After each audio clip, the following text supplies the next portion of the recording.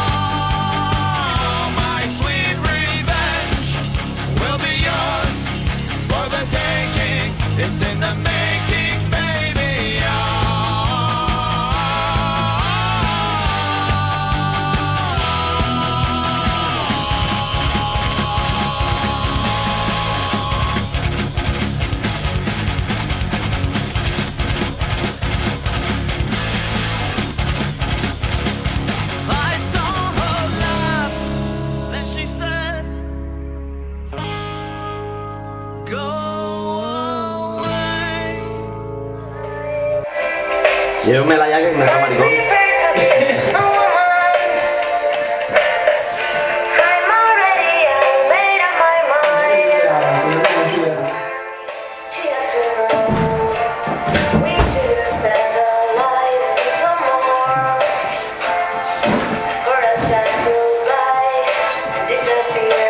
La tía. Tú has tío.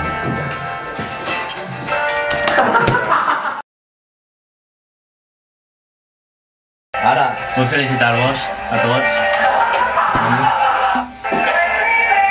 ¿Cómo está? ¿Cuánto te tienes la vuelta para montarlo? Menos una hora, creo. ¿Y para net, Charo? Me l'echaré és molt més fàcil. Hombre. Pero es que ¿sabes qué ha pasado? Hace que cara de que haber echado yo. Y encima me han visto estos, digo, Ja te la veuré, ja te la veuré. No me han grabado. Arrefiar la cámara. Madre, amagar la cámara me arrefía por ahí, el maricón. Y en menos de 5 minutos ya estaba que se La càmera es pot trencar, a veure, no m'haig això, Bé. encara l'enfadat a soles ja té un brete gent, no falta que maltrates a la càmera. La pobra Sou el tengo que millor. estar aguantant la cançoneta de la compresa, tu. Tenem a tots.